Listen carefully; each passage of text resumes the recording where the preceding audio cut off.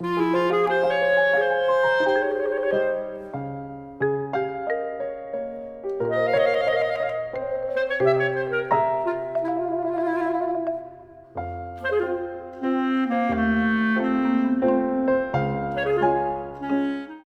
tal? Muy buenas tardes tengan todas y todos ustedes. Agradecemos enormemente que a pesar de los agentes climáticos, básicamente de la lluvia, se animen valerosamente a estar una vez más en una de las sesiones de este curso anual de Historia Diplomática de México, siglos XIX y XX. Ya estamos en el módulo cuarto relativo a la Revolución Mexicana. En esta ocasión, en esta tarde, tenemos como invitada especial a la doctora Aurora Cano Andaluz, que nos acompaña, y bueno, además de saludarlos, por supuesto, a ustedes, a nuestros amigos que siguen la conferencia vía remota, les informamos que la aplicación Periscope de Twitter en este momento está deshabilitada para nosotros.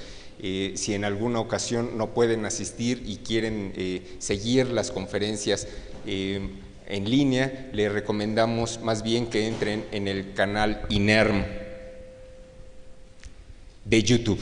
Ahí verán, bueno, por supuesto están todas nuestras transmisiones y habrá un pequeño botoncito de transmisión en vivo. Entonces les recomendamos mucho que si no pueden asistir, bueno, pues se echen un clavadito en el canal YouTube del INERM, donde además encontrarán cientos de conferencias de los conferencistas que nos han acompañado a lo largo de varios años. Bien, haré la lectura de la semblanza curricular de la doctora Aurora Cano Andaluz. La doctora Cano es licenciada en Historia por la Universidad Iberoamericana. Es maestra y doctora en Historia por la Facultad de Filosofía y Letras de la UNAM. En la actualidad es profesora investigadora por el Instituto de Investigaciones Bibliográficas de la UNAM. Su área de especialidad, como ustedes lo notarán, es la hemerografía como fuente histórica de la opinión pública. Como parte de sus actividades académicas, en 2006 impartió la cátedra latinoamericana Eulalio Ferrer por la Universidad de Cantabria en Santander, España. Asimismo, ha coordinado el seminario taller La Fuente Hemerográfica por la Facultad de Filosofía y Letras de la UNAM. Participa en el proyecto académico Cultura Liberal en México y España, estudios desde la historiografía, la prensa y la literatura, 1860-1930, y desarrolla una investigación sobre la Revista Mexicana, una voz de la disidencia en el extranjero, periodo 1915-1920. Entre las muchas publicaciones de la doctora Aurora Cano destacamos los siguientes títulos, uno muy a tono en este año, en este 50 aniversario, 1968, Antología Periodística, ojalá que lo reediten. También La opinión pública sobre el régimen de Plutarco Elías Calles, 1924-1928, un estudio hemerográfico, y en coautoría con Guadalupe Curiel de Fossé, Crónica de la Constitución de 1917 en la prensa de la época, una de las obras que integran la serie conmemorativa México y la Constitución de 1917, disponible por supuesto en la librería de este instituto y para su consulta en nuestra biblioteca. Bien, la tarde de hoy la doctora Aurora Cano Andaluz examinará las relaciones exteriores del gobierno de Victoriano Huerta. Agradezco en primer lugar al INERM la invitación y pues espero les resulte interesante la plática que he preparado para hoy.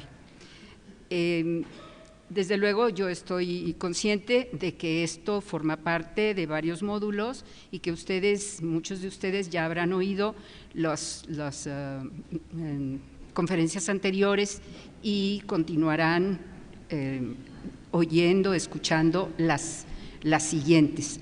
Entonces, bueno, voy a tratar de centrarme, claro, es inevitable hacer referencias a algunas cosas para redondear el tema, pero sabiendo que el tema de Victoriano Huerta está siendo tratado en este curso en varias de esas conferencias. Nosotros estamos en el módulo cuarto sobre las relaciones exteriores durante la Revolución.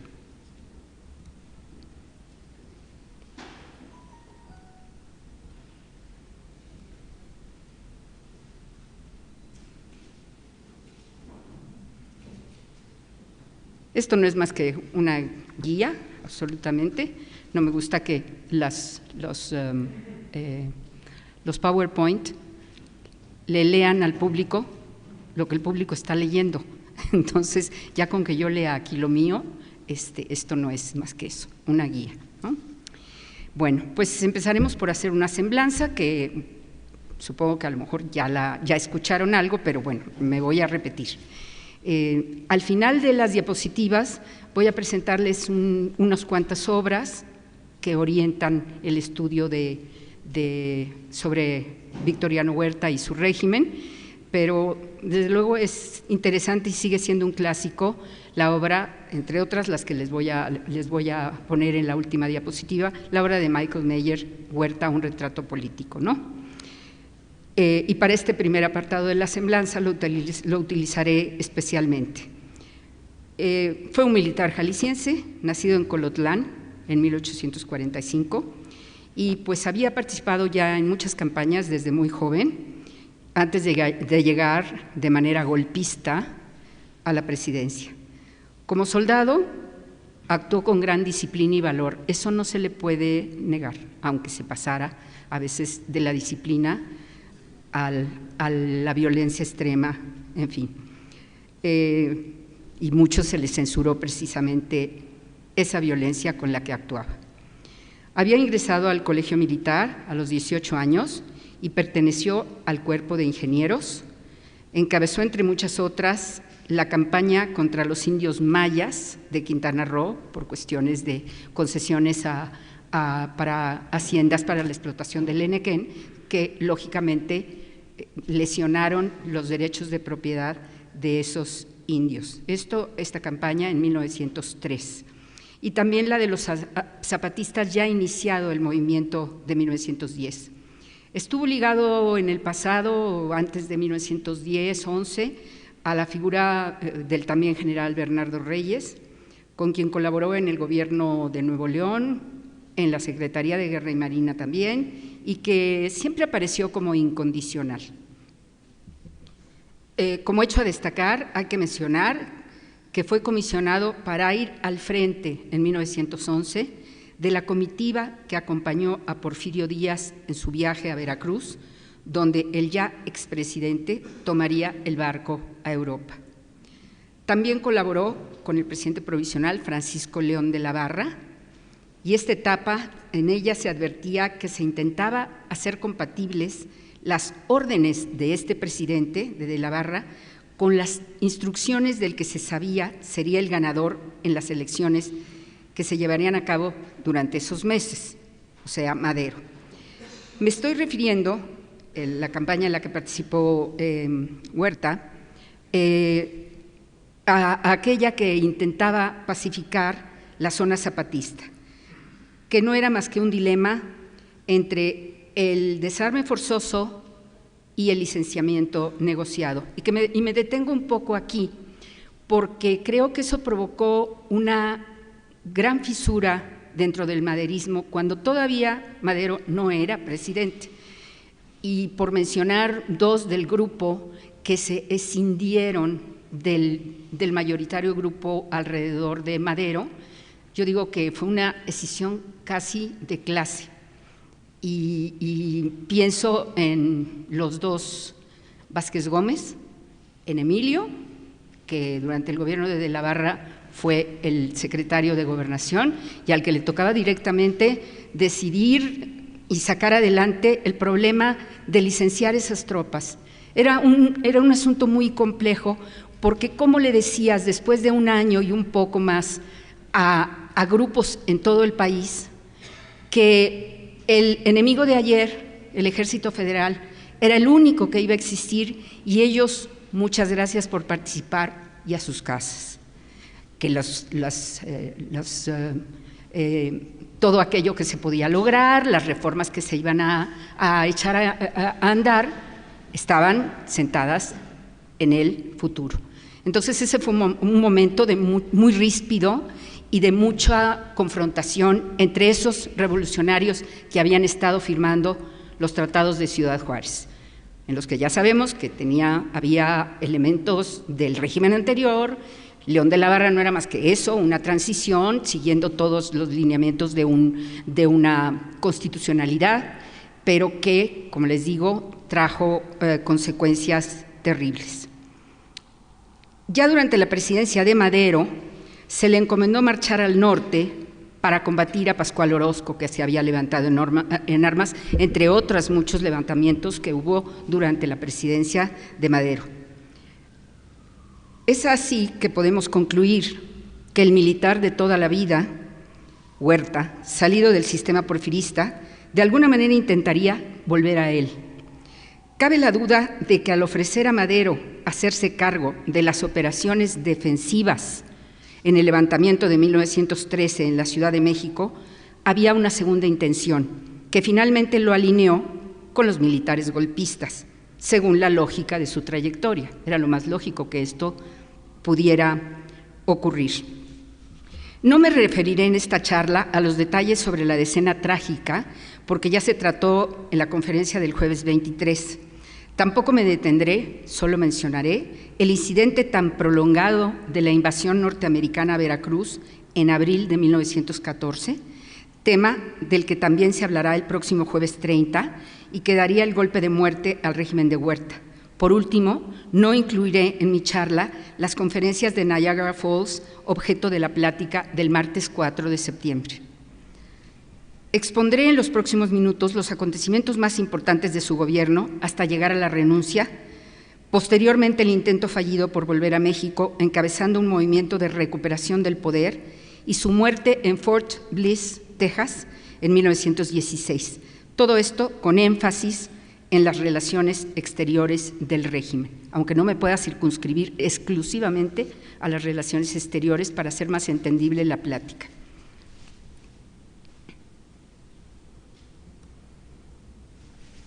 ¿Qué es lo que encontramos después de la decena trágica? ¿Qué México es el que encontramos? Pues un México que aparentemente quiere volver a la constitucionalidad, para eso se dieron los pasos después del Pacto de la Embajada, pero en el que muchas cosas habían pasado y que era casi imposible decir que se iba a volver a la etapa anterior. Era imposible, ¿no? Derivado del Pacto de la Embajada, Huerta asumiría la presidencia provisional con un gabinete mayoritariamente felicista. El sobrino del tío, o sea, Félix Díaz, liberado de la prisión en Lecumberri, recuérdense lo de la decena trágica, el mismo día que comenzó esta. En un periodo muy corto, Huerta debería lanzar la convocatoria formal para las elecciones presidenciales, cosa que se fue dilatando. Como sabemos, el 19 de febrero se envió a la Cámara de Diputados, y aquí está un poco, pues, que las culpas a veces están distribuidas, ¿no? Porque la Cámara de Diputados aceptó las renuncias que sabía cómo se habían sacado a la fuerza, para lograr que Madero y Pino Suárez quedaran hechos a un lado, ¿no? Entonces, la comisión permanente, que es la que estaba sesionando en esos momentos, decidió aceptarla y para el día 21 el nuevo gobierno iniciaba su gestión, cuando aún permanecían prisioneros Madero y Pino Suárez, que mueren hasta el día siguiente. Se cumplía así con todos los visos de legalidad constitucional. Con las renuncias presionadas de Madero y Pino Suárez en la mano y en menos de una hora, el secretario de Relaciones Exteriores, Pedro Lascurain, ocupó el cargo y de inmediato nombró a Victoriano Huerta secretario de Gobernación, único acto de su gobierno tan recientemente asumido, y a continuación presenta su renuncia a la presidencia, por lo que, conforme a la Constitución, Huerta ocupaba el cargo mediante una argucia aparentemente legal. Ahora, ¿qué es lo que rodeaba el contexto, sobre todo político, alrededor de Huerta, político y social, ¿no?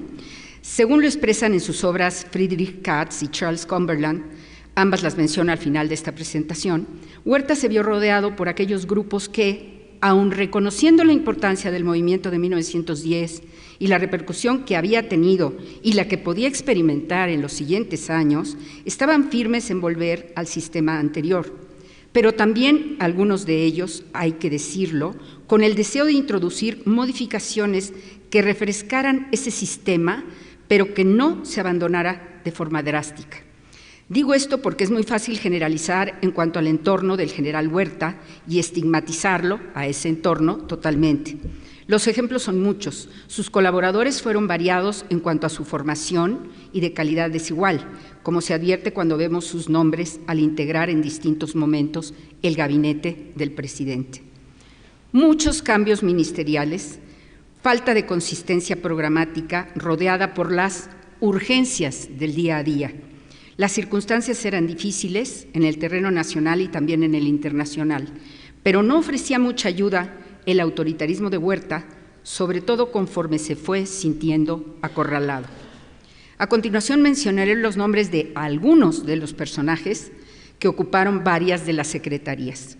Francisco León de la Barra, en Relaciones Exteriores, por un mes, y donde se sucedieron después 7 funcionarios, algunos durante días: Carlos Pereira, Federico Gamboa, Antonio de la Peña Reyes, Querido Moeno, José López Portillo y Rojas, Roberto Esteva Ruiz y el último, Francisco Carvajal, cuando Huerta abandona el país. Todos permanecieron por muy poco tiempo, lo que evidenciaba que Huerta no encontraba la fórmula para lograr el reconocimiento del gobierno norteamericano, principal preocupación ayer, hoy y siempre, y hoy también, siempre geopolítica para su diplomacia. En Gobernación, Alberto García Granados, Aureliano Urrutia, Manuel Garza Aldape, que es el que más duró, 8 meses, e Ignacio Alcocer. Los encargados de Instrucción Pública y Bellas Artes fueron Jorge Vera Estañol, Manuel Garza Aldape, José María Lozano, que permaneció en el cargo 7 meses, y Nemesio García Naranjo. Y aquí menciono que la 26 legislatura tenía pues grupos desde el periodo maderista, grupos muy bien diferenciados, y hay unos que son famosos como oradores que se mencionan siempre y que les llaman el cuadrilátero. Entre ellos estaba, desde luego, José María Lozano, estaba Querido Moeno, estaba Nemesio García Naranjo y estaba, ¿cómo se llama el otro? A ver, ¿alguien se acuerda? ¿Quién? No, es otro. Bueno, ahorita lo menciono, porque más adelante lo menciono. Y una mención sobre Nemesio García Naranjo y lo que ocurrió a partir de esos momentos del periodo huertista, sobre todo a la caída de Huerta, cómo se movieron los grupos políticos, y muchos salieron del país, no porque fueran unos huertistas consumados, pero sí porque habían colaborado con él en algún sentido y estaban temerosos de las represalias que pudiera haber. Entonces muchos salieron y formaron grupos en el exilio, en varios lugares, en varios puntos, sobre todo en la Unión Americana, también en La Habana, en Cuba, pero sobre todo en los Estados Unidos. Y un grupo muy sólido y muy grande fue el de San Antonio, Texas. Y ahí Nemesio García Naranjo fundó en 1915 un órgano que le dio voz a muchos de estos exiliados, que estaba escrito en español, era un semanario, y que se llama La Revista Mexicana, y que estuvo publicándose desde 1915, en que ya está bien abierta la lucha de facciones. Ya Huerta ha terminado su régimen, ya está fuera del país, en fin, y hasta 1920, cuando ya Carranza es presidente. Es más, creo que el último número sale unos días después del asesinato de Carranza, ¿no? Entonces, esta Revista Mexicana es muy interesante porque tiene la voz de los de afuera.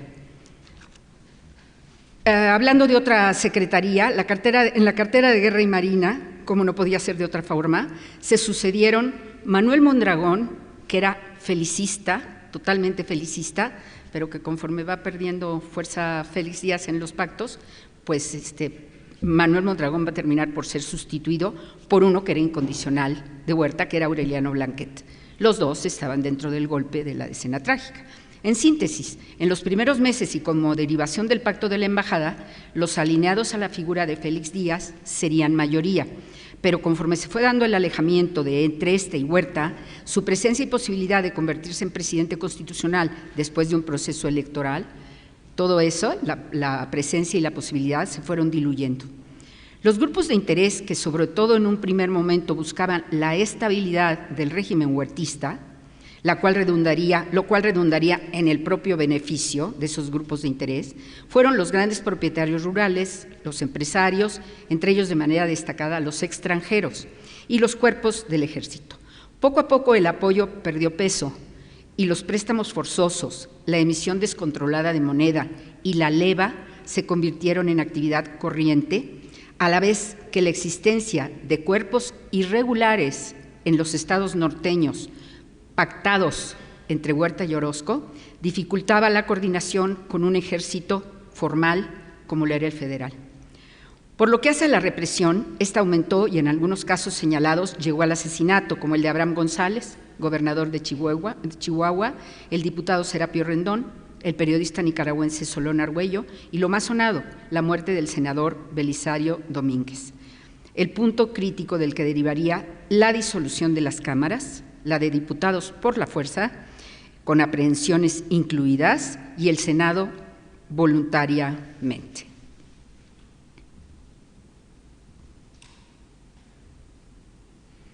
Bueno, es tradicional, varios libros usan esta clasificación, el diferenciar a las etapas del régimen de Huerta desde el punto de vista, sobre todo, no únicamente, de las relaciones con el exterior. La primera se sitúa de febrero a junio de 1913. Les pongo ahí con rojo algo que hay que señalar. Wilson sustituye a Taft en la presidencia de Estados Unidos en marzo, o sea, un mes, creo que menos de un mes después del golpe de la Decena Trágica. Como lo han dicho varios autores, las etapas indican los grados crecientes que fue asumiendo la autoridad de Huerta. En todas ellas predominan a la vez tres preocupaciones básicas: la pacificación, el reconocimiento internacional y la reconstrucción socioeconómica, intención esta última puesta de manifiesto en algunos actos concretos de gobierno que son bastante desconocidos. Algunas tareas en materia agraria para la redistribución de la tierra y otras tareas sobre educación rural, así como concesiones al sector obrero, en fin, que algo se hacía en otros terrenos, pero no eran prioritarios, ni estaban las condiciones como para poder sacar adelante esos proyectos. Lo mismo le pasó en cierto sentido a Madero, ¿no? Porque los opacan los grandes temas, que son las dos primeras preocupaciones, la pacificación y el reconocimiento internacional. Así, se considera que el primer periodo llega hasta la ruptura, en términos reales, del Pacto de la Ciudadela, cuando se afirmaba que la situación estaba controlada en todos los frentes y que era necesario ampliar la presencia de funcionarios no necesariamente felicistas. Así se opinaba desde el gobierno. De ahí a la sustitución con incondicionales de Huerta fue solo cuestión de tiempo. Por lo pronto arriban al gabinete el doctor Aureliano Urrutia y el general Blanquet, ambos afines al presidente. Las reglas del juego cambiaron y la candidatura de Félix Díaz, a quien en un primer momento el presidente envió comisionado a Japón, en realidad era para alejarlo por un tiempo del escenario político que en las etapas anteriores a la globalidad que disfrutamos y padecemos actualmente era como aplicarle un destierro. Digo que tal candidatura estaba en los hechos abandonada. Pero un factor internacional va a ser primordial e inaugura esta etapa. A principios del año de 1913 y en los Estados Unidos, el demócrata Woodrow Wilson sustituye al republicano Howard Taft después de 4 periodos. El que se había entrevistado con el general Porfirio Díaz en 1909 en la frontera entre El Paso, Texas y Ciudad Juárez, Chihuahua. Su perfil partidista habría empatizado más con un régimen como el del general Huerta, el perfil de Taft. Pero llega un puritano, un idealista convencido de su misión para con su país y para con el trato con el exterior, en particular con el conjunto de países hispanoamericanos y principalmente México, a los que sentía el deber de transmitirles las ventajas de la democracia a cualquier precio. Por supuesto que era imposible que Wilson aprobara la gestión del embajador Henry Lane Wilson en México. Eso también hay que decirlo, y en particular su intervención directa en los asuntos de otro país, como la que había tenido desde el principio de su encomienda y que llegó al extremo en febrero de 1913. Después del reporte de un enviado presidencial, el periodista y su amigo William Bayard Hale, y después de solicitar a Lane Wilson un informe exhaustivo, lo destituye y nombra para México no un embajador, solo un encargado de negocios, Nelson O'Shaughnessy. La actitud de Wilson en torno a México y en especial al personaje Huerta fue siempre expectante y advirtió que solo después de un análisis profundo la situación daría su reconocimiento a un gobernante que nunca le convenció, con rastros de ilegalidad, y que después de la disolución de las cámaras en octubre de ese año se convertiría en un dictador, en un gobernante de facto y no de jure. Pasamos a la segunda etapa, que va de junio a octubre del mismo año del 13. Esta etapa comienza cuando Huerta quedó en plena libertad para hacer nuevas designaciones en su gabinete, mismas que estuvieron sujetas a cambios sucesivos, como lo vimos, hasta la caída del régimen, según la voluntad de Huerta. Las sustituciones también en las gubernaturas estatales por militares se multiplicaron, al igual que los préstamos forzosos. Esta fase culminó con la disolución del Congreso en octubre, con lo que Huerta entró de lleno en la ilegalidad, a pesar de haber sido electo en una farsa presidente constitucional.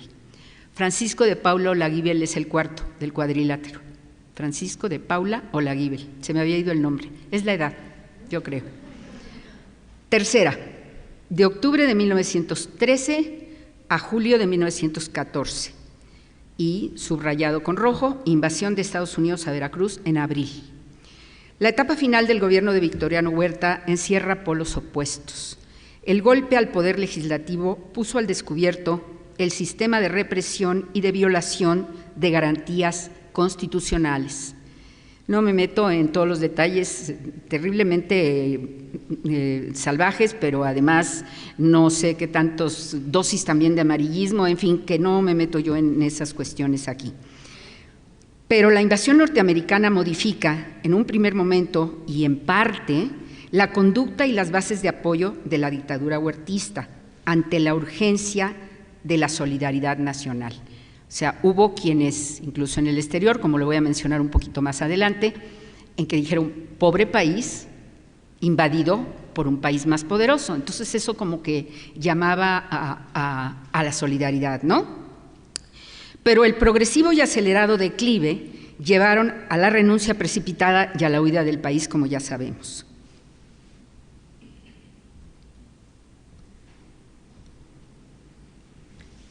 Vamos a ver qué encontramos en esta diapositiva que llamo las naciones y sus intereses. Las principales naciones que siempre se mencionan como que fueron las punteras en las relaciones de Huerta y qué sucedía también en el mundo, en particular en Europa, para que hubiera más elementos que abonaran el terreno a la dificultad.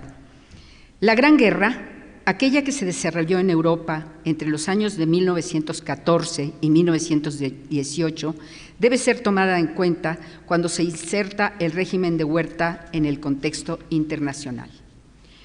La presencia empresarial en México de varios de los países que se enfrentaron en esa lucha va a dificultar aún más el escenario nacional. En países como la Gran Bretaña y Alemania dieron rápidamente su reconocimiento a Huerta, aprovechando el vacío que las dificultades de nuestro país con los Estados Unidos dejaban. Pero cuando el tema era la Gran Guerra, que se veía venir desde tiempo atrás, la alianza del Reino Unido estaría con nuestro vecino y el Imperio alemán sería el enemigo a vencer. Por tanto, una era la mirada de los países hacia México, sus circunstancias internas y estabilidad, y otro era el posible enfrentamiento, por ejemplo, de Inglaterra, si apoyaba decididamente a Huerta, lo que iba en contra de la posición del presidente Wilson, con cuya ayuda en contra de Alemania se contaba en el futuro. De ahí la dificultad, ¿empréstitos o no? ¿Venta de armas o no? ¿Qué intereses encontramos así señalados en los Estados Unidos y desde luego en Europa? El régimen huertista tenía como uno de sus grandes cometidos el restablecimiento de las relaciones con otros países, con una imagen de legitimidad que no fuera cuestionable. Esto traería finanzas sanas y los recursos para la pacificación. Por su parte, los países buscaron sacar beneficios ante la difícil coyuntura mexicana. En junio de 1913, México había logrado ser reconocido por casi las 3/4 partes de las naciones con las que había mantenido relación el presidente Porfirio Díaz, entre ellas muchos países hispanoamericanos y en Asia, Japón y China. Ante esta reacción en masa favorable a Huerta, el gobierno de Wilson decidió modificar la táctica y poner una condición para el tan necesario reconocimiento. Documentos diplomáticos iban, regresaban, en fin, ¿no? Que se convocara a elecciones y que en ellas no participara Huerta. Habría que dar la oportunidad a un gobierno emanado de las ya por entonces definidas facciones revolucionarias, propuesta más suave para México, pero inadmisible para el presidente Huerta. O sea, las facciones ya estaban perfiladas. Por un lado, estábamos a punto de los rompimientos de Villa con el constitucionalismo, encabezado por Venustiano Carranza, la facción, bueno, la constitucionalista, que va a ser la triunfadora finalmente, y desde luego la que, aunque tuvo bastantes coqueteos con el zapatismo, con el villismo en un primer momento, pues es bastante autónoma, que es la facción zapatista.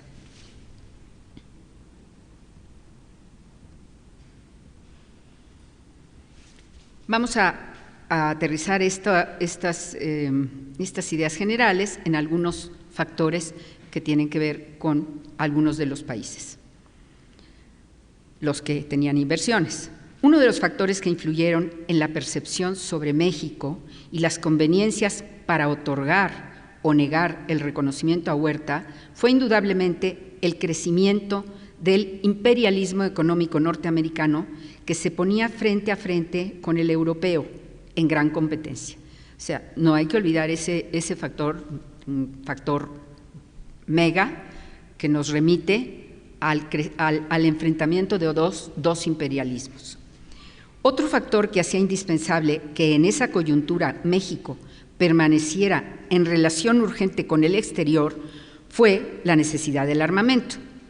En un principio, y en los Estados Unidos, el embargo de armas, promulgado en marzo de 1912, permanecía en operación, aunque tiempo después este país levantara tal embargo, presionado el presidente Wilson por su secretario de Estado y líder del Partido Demócrata por más de una década, William Jennings Bryan, y también por los agentes John Lind y William Bayard Hale. Y aprovecho para decir que además de las relaciones no oficiales, porque en el caso de Estados Unidos no había un reconocimiento oficial, en el caso de los otros países sí, pero además de esas relaciones a nivel diplomático, existía una multitud de agentes confidenciales que se movían como turistas, yendo y viniendo con propuestas, a veces algunas descabelladas, otras con una cierta lógica.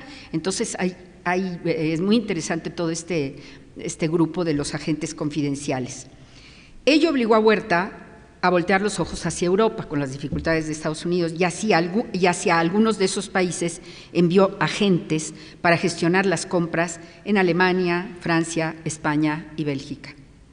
Otro mecanismo generalizado fue el del contrabando, operando desde los Estados Unidos, que dio lugar a la firma de compromisos y a que se buscaran rutas seguras para que ese armamento arribara al país.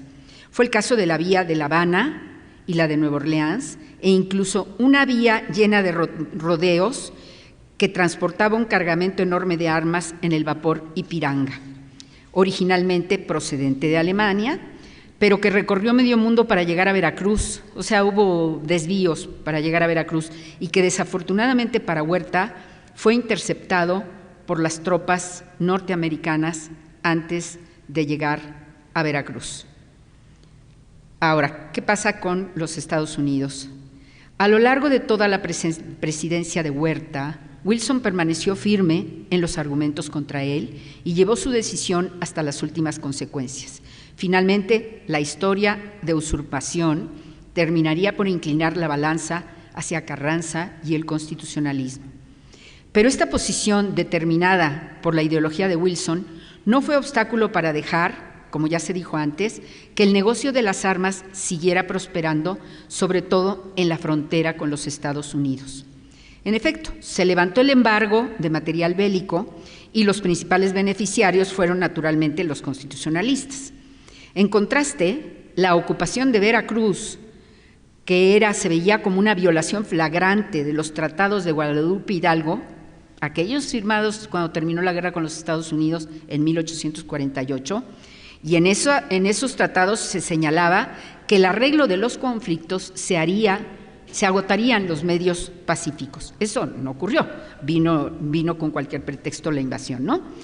La ocupación de Veracruz dio el tiro de gracia al gobierno.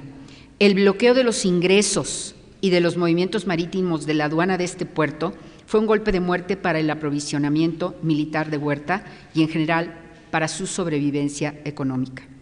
Así, entre la invasión a Veracruz, que había comenzado con el pretexto incidente del barco Dolphin en Tampico, y el reconocimiento al constitucionalismo tácito del primer jefe Carranza, Huerta y su régimen se quedarán en el camino y el primero huido a Europa. Todavía el gobierno de Wilson no movió automáticamente ficha a la caída de Huerta, ni sus tropas abandonaron Veracruz.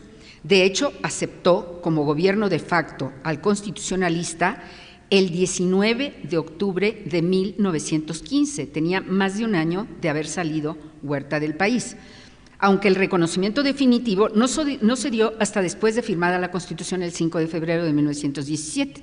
Andaba con pies de plomo.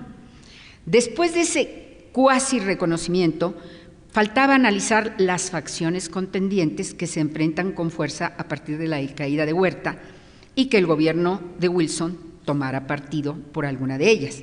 Faltaba también la expedición punitiva de 1910, provocada por Francisco Villa, pero no por ello con justificación internacional. Pasemos a Gran Bretaña. El Reino Unido jugó un importante papel en la vinculación de Huerta con Europa como opción al revés de la de Estados Unidos. Sí le otorgó el reconocimiento y de ahí provocó también una cadena de más reconocimientos. Desde antes de 1910, el empresario Whitman Pearson, Lord Cowdray, había iniciado la explotación petrolera en zonas del Golfo de México, constituyendo, entre otros muchos negocios, la famosa compañía petrolera El Águila. De él nos ha quedado el Hospital Inglés, yo digo que como una mea culpa, ¿verdad?, de Lord Cowdray. Con la finalidad de obtener mayores privilegios extractivos, negoció en su país el reconocimiento de Huerta, otorgado tan pronto como el 31 de marzo de 1913, y cuyo documento fue integrado en propia mano por Francis William Strange. El cargo se llamaba Enviado Extraordinario y Ministro Plenipotenciario. El de Strange, ese era el cargo. El principal ejecutor fue Sir Edward Grey, ministro de Asuntos Exteriores, la Foreign Office, aunque siempre estaba la sombra de los Estados Unidos, que recomendaba no hacerlo, porque tal gobierno, e insistía, adolecía de ilegalidad constitucional. De ahí siguió la sustitución de Strange, quien había estado en los momentos confusos de la decena trágica y que tal vez diplomáticamente no convenía conservar en el cargo. En su lugar, el nombramiento de Sir Lionel Carden, que ya había desempeñado misiones similares en el Caribe y que se había caracterizado por un tenaz antinorteamericanismo que podía dispersarse, así se veía, por el resto de América Latina, pero todo esto buscando el provecho al capitán inglés. Entonces, a Wilson no le agradó el nombramiento de Carden por sus antecedentes en el Caribe y por su discurso antinorteamericano. Cuando ocurrió la disolución del Congreso mexicano, se suspendió el apoyo de Gran Bretaña a Huerta y cerró filas con el gobierno de los Estados Unidos, estableciendo otros intereses, pactando incluso tarifas para la gestión del Canal de Panamá. Por este motivo y muchos otros, el terreno estaba preparado para la alineación en la Primera Guerra Mundial. Una última acción del Reino Unido, que contrasta con lo mencionado anteriormente, se dio a partir de la invasión norteamericana a Veracruz, donde un velado apoyo económico a Huerta frente al invasor, esto de la solidaridad, fue lo suficientemente sutil como para que no se rompiera el pacto con los Estados Unidos, que era lo prioritario. Bueno, vamos a ver Alemania. El Imperio alemán también fue factor decisivo para la permanencia de Victoriano Huerta en el poder. Sus áreas empresariales no se ubicaban en el sector extractivo, sino en el financiero y en cierto grado en la explotación de plantaciones y en la industria pesada. Para todo esto, la estabilidad era indispensable y una recuperación con respecto a las pérdidas que ya habían tenido durante la presidencia de Madero. La conspiración también estuvo servida en estas relaciones entre Alemania y México. Aparentemente hizo circular un rumor, Alemania, sobre una concesión a Japón para explotar el ferrocarril de Tehuantepec y para la instalación de una estación carbonífera en las costas del Pacífico. A cambio, una provisión considerable de fuerzas terrestres y marítimas en el caso de que México se viera envuelto en un conflicto internacional que no podía ser más que con Estados Unidos, o casi exclusivamente con Estados Unidos. Igualmente se decía que el ministro japonés Adachi era identificado también como antinorteamericano. Ambos rumores fueron desmentidos reiteradamente por el gobierno del Japón. En cuanto al reconocimiento, Alemania mostró primero preocupación, y fue hasta mayo que se dio el acto diplomático oficial, presionando en muchas ocasiones a los Estados Unidos para que hicieran lo mismo. Siempre estaba esa cautela frente al país americano y aún no había estallado la guerra. Ante la disolución del Congreso, Alemania lo tomó con aprobación como único medio de contención de los revolucionarios, pero por otra parte instó en algunos momentos a una intervención conjunta en México. Solo que había un gran obstáculo: las presiones con la Gran Bretaña iban en aumento y no se veía solución en el horizonte. El último acto que se vería como de apoyo a Huerta fue el negocio de armas ya mencionado, que se concertó con el presidente Huerta y que intentaría llegar a México en el Ipiranga. Un mes después el barco fue liberado, Veracruz seguía intervenido, fue liberado de la responsabilidad del gobierno alemán y ello permitió una salida que le dio todavía una bocanada de esperanza al régimen huertista. El barco atracó en Puerto México, todavía bajo el control de fuerzas federales, pero eso ya no fue responsabilidad de Alemania. Japón. También fue considerado en alguna de las compras de material bélico. Este país tenía por esas fechas una incipiente relación inversora en México, pero para la etapa que nos ocupa fue proveedor de rifles del gobierno de Huerta a través de la compañía Mitsui. Otro contacto cuando se inicia el rompimiento entre el presidente y Félix Díaz fue el nombrarle comisionado para Japón, un nombramiento, ya lo dijimos, que solo tenía la intención de alejar a Díaz de la contienda política y que en realidad no provocó ninguna reacción significativa por parte del país asiático. A pesar de los rumores propiciados por Alemania, vinculados con el ejercicio de alianzas que se gestaba en Europa, el Japón siempre defendió que a México lo unían intereses económicos y que en modo alguno provocaría un conflicto con los Estados Unidos.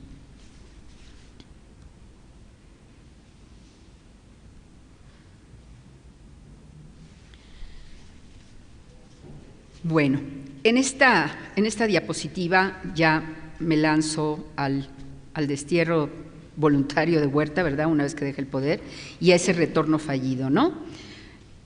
Lo primero, ¿qué es lo que él intentó pactar, negociar para ese regreso, ¿no? Con el panorama expuesto, vemos claramente cómo el cerco se fue cerrando alrededor del presidente Huerta. Dando la causa por perdida, organizará un traspaso constitucional para dejar el cargo. Renuncia el 15 de julio de 1914, quedando Francisco Carvajal, secretario de Relaciones Exteriores, al frente del Ejecutivo. Huerta abandonará de inmediato el país y pasará un tiempo, entre otros lugares, en Guipúzcoa, País Vasco, lugar de procedencia de la familia de su esposa, Emilia Águila. Sabemos que un mes después, el 13 de agosto, acaba de ser un aniversario y ya el centenario ya pasó en el 14 de los tratados de Teoloyucan, que es donde le toca ya ni siquiera a Carvajal, él también se retira y tienen que segundas manos pactar con Obregón ahí y dejar que, bueno, aceptar el desmantelamiento del Ejército Federal y el avance de las tropas constitucionalistas a la Ciudad de México. Pero eso, bueno, ya no pertenece a este tema. Está en el destierro Huerta, pero al pasar unos cuantos meses y con las noticias de la agudización de la lucha de facciones en México, la idea del regreso vino a su mente, apoyada por colaboradores que habían permanecido fieles a su causa y con la inclinación de Alemania para proporcionar recursos que permitieran montar una campaña de retorno. No hay que olvidar que la Gran Guerra, ahora sí, ya estaba en marcha y las potencias beligerantes en plena acción. Para tales efectos, México podía ser para Alemania un aliado muy conveniente frente a los Estados Unidos. Al finalizar 1914, con Huerta ya en el destierro y con la inminente entrada de los Estados Unidos a la guerra europea, el expresidente recibió la visita de Franz von Rintelen en nombre del Kaiser Guillermo II para ofrecer apoyo financiero a fin de que retornara al poder. Otra vez una maraña de agentes, ¿no? La lectura de los Estados Unidos era que la alianza entre México y Alemania haría peligrar la fuerza de las potencias occidentales, dada la vecindad de nuestro país. Resulta claro que la ayuda del Imperio Alemán fue un hecho. En abril de 1915, Huerta y algunos colaboradores desembarcan en Nueva York, donde el expresidente recibe a grupos de exiliados, todos estos que les digo que tenían ciertas organizaciones y organizaron varios movimientos en la Unión Americana. Entonces recibe a grupos de exiliados, continúa con el plan con elementos oficiales y oficiosos alemanes y obtiene ayuda complementaria de algunos contactos. Pero va a venir desde luego el desenlace. El avance de Huerta por territorio norteamericano provocó que las quejas de la inmensa mayoría de los cónsules constitucionalistas en los Estados Unidos se multiplicaran, advirtiendo del peligro. A pesar de lo anterior, Huerta había ingresado a ese país como pasajero en tránsito y con la promesa de que respetaría las leyes de neutralidad. Y ahí es donde estuvo el punto para poder detenerlo, ¿no? Al romper el juramento, quedaría inmediatamente en manos de la justicia norteamericana y sería el fin de la aventura. A partir de junio comenzó el viaje, decía que iba a ir a San Francisco, en fin, para despistar, pero en realidad iba hacia los lugares más fuertes de donde tenía los apoyos, que era en la zona de Texas. A partir de junio comenzó el viaje en tren hacia la frontera mexicana. En Newman, Nuevo México, se encuentra con Pascual Orozco, que iba a ser su aliado, pero antes de cruzar hacia México fueron aprehendidos por tropas federales y funcionarios del Departamento de Justicia. De ahí al arresto domiciliario en El Paso, Texas, y después de otras peripecias de Orozco que culminan con su ejecución, Huerta es trasladado al cercano Fort Bliss, donde moriría el 13 de enero de 1916, después de una operación, con cirrosis, en fin. ¿Qué conclusiones podemos sacar de esto? Pues el juicio a Huerta da para pocos aplausos. Sí se involucró con el golpe de Estado, pactando con los militares que se alzaron contra el presidente Madero. Sí empleó la represión contra las instituciones, como fue el caso del Poder Legislativo. Sí abusó en el uso de la fuerza contra los enemigos políticos con prácticas dictatoriales. Sí empleó con exceso la leva. No pudo cohesionar a los distintos grupos de trabajo alrededor de él y finalmente el autoritarismo fue la etiqueta predominante del régimen. Pero, y siempre hay un pero, recogió las voces de grupos bastante amplios en esos momentos que le apostaban sobre todo a la estabilidad que se había roto con el movimiento armado. Esto es sobre todo una justificación para la vuelta al régimen anterior, pero que no volvería a ser el mismo, y eso Huerta lo sabía. Incorporó en su gabinete a personas valiosas en distintas disciplinas, cuyos conocimientos y experiencia no se aprovechó consistentemente porque faltó un ambiente de coordinación, que no lo hubo, y el autoritarismo del Ejecutivo, así como las urgencias y disputas al interior de su equipo de trabajo, marcaron la agenda de gobierno. Pero hubo ciertos proyectos, como les decía yo un poco antes en mi charla. Promocionó medidas que el movimiento armado de 1910 había hecho surgir. Eso ya no había vuelta de hoja, y la historia nos lo demuestra con los años posteriores. Reformas para el campo. Les digo que todo esto es, bueno, se quedó en un pañal, el primer pañal del bebé, ¿no? Reformas para el campo. Creación de la Secretaría de Agricultura, escuelas rurales que incorporaran la capacitación agrícola, recuperación de ejidos para indios, mayos y yaquis, semilla gratuita y otras cosas así, ¿no? También hubo algunos proyectos sobre educación. Asignó casi el 10% del presupuesto para este rubro. Comparando las cifras, Madero le faltó un poco para el 8%. Se modificaron algunos programas educativos para secundaria y preparatoria, procurando un balance entre las ciencias y las artes. Innovaciones que abandonaban la línea positivista que tenía ya décadas, que había predominado ahí. También de esta época data un proyecto que incorporara la enseñanza preescolar. Y también algunas concesiones a las organizaciones obreras. En sus relaciones con el exterior, que han sido el eje principal de esta charla, considero que empleó todas las herramientas diplomáticas que el momento permitía. Creo que ahí no pudo hacer más, ¿no?